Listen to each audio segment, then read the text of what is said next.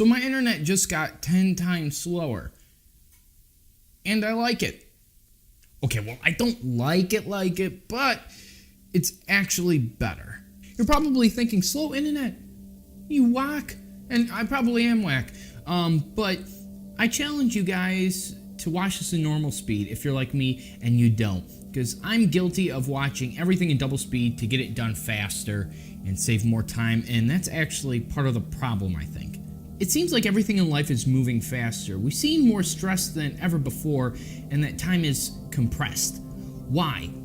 Well, I'll give you guys a story that happened to me recently that will hopefully explain a little bit. So our internet was pretty good, I'd say about average. Never had a problem with YouTube videos buffering even at 4K. None of that. But then one day I noticed that pages wouldn't load right away. Things would buffer that normally wouldn't, and my anime streams would always freeze at high res. I couldn't even continue watching season 2 of One Punch Man.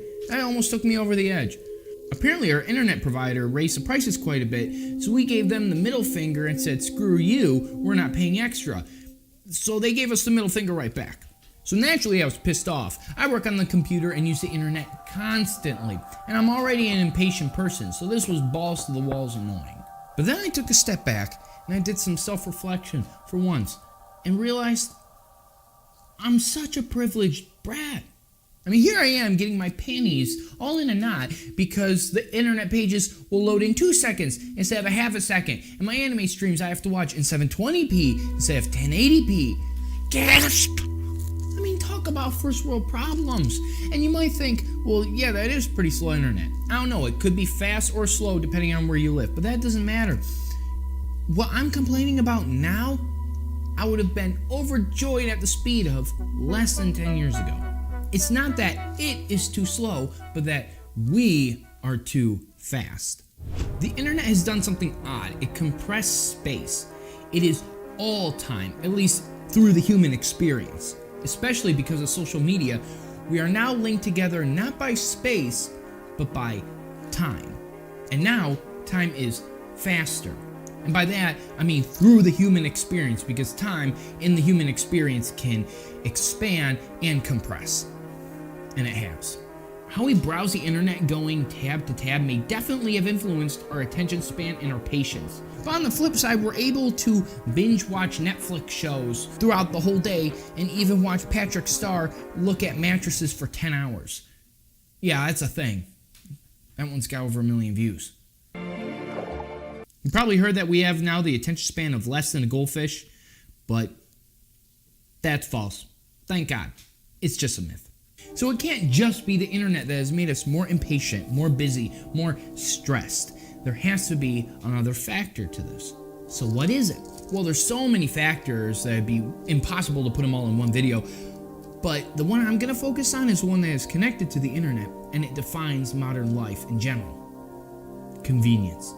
What actually is convenience? Well, the definition is something that reduces frustration and saves on resources such as time, energy, etc.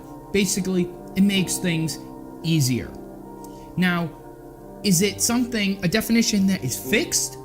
Or can it be obsolete in terms of time and space? Well, according to our own human perceptions, the latter seems to be the case, and therein, I think, lies the problem. We perceive convenience as something that loses its very definition in the confines of time and space, where something is no longer convenient when it's commonplace or when it's been around for a number of months or years. Cars are very convenient for going 50 miles in less than an hour, whereas now it's normal according to time and space, i.e. depending on where you live and what year it is. But stress levels are higher now than they ever have been. But also, technology and conveniences are more abundant than ever before in our history. So there's a contradiction here. But here are my 2 cents on why that is. Modern life is a paradox. Technology in the postmodern era aren't really as much about saving lives as you would think, but more about making life more convenient, making things easier. And why wouldn't it be? That's always what we've wanted. But now it's done better and more efficiently than ever before. And things are made to get the job done faster. And that sounds great, and it is, because if the job is done faster, you save time and you have more free time. But that's never the case with humans, because once we have that free time, we fill it up with something harder. So a new challenge, great, we get more done in a day, more efficient.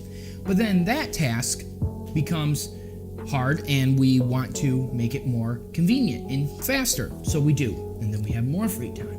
And now we make that more efficient, and then we have more free time, and it goes on and on and on. So instead of just having, let's say, 2 simple tasks in one day that can take all day to do, we have now 5, 10, 15, 20 tasks to do daily, which may not be physically stressful for us, but take a toll on us mentally. Because humans have never had that many tasks to do daily, and we're not wired for that, because it came so quickly, because technology advances exponentially. And most of us can't handle all this as much as we think we can. We become overwhelmed. And the funny thing is, if all these tasks are ultimately meaningless, we're rushing for no real reason. This is one of the 2 paths we can take if we decide to live a life with conveniences. That one was being overwhelmed. But the other one is the natural way to go, the one that we gravitate towards because of our very nature. Laziness. If we can make a task easier in the present moment, we will. Even if it's worse for us in the long run. If it makes things easier now, we'll do it. This leads to something ultimately really catastrophic for society.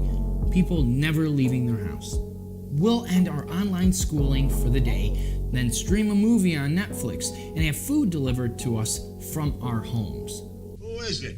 It's Little Nero, sir. I have your pizza?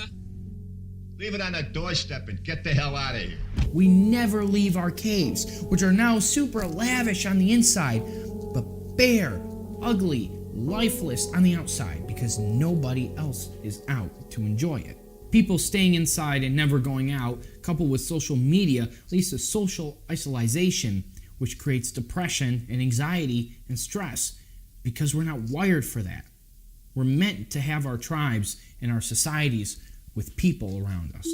It's no wonder that obesity is at an all-time high. There's no incentive or necessity to move. Convenience becomes a crutch because now we rely on other memories other than our own, and we don't strengthen them. We've not only stopped taking care of our bodies from the regular activities in life with cars and automation and desk jobs, but now our brains with GPSs and calculators.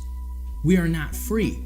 Only when we stop relying on gadgets, services, even governments for making it through everyday life are we truly free. If we do wish to be totally free, then we'll end up hunting for our own food, making our own clothes, and our shelter. So I don't think most of us want to be truly 100% free. So what's the answer? Well, a common one is that you don't have the discipline that you need to build up to resist. Just don't give in.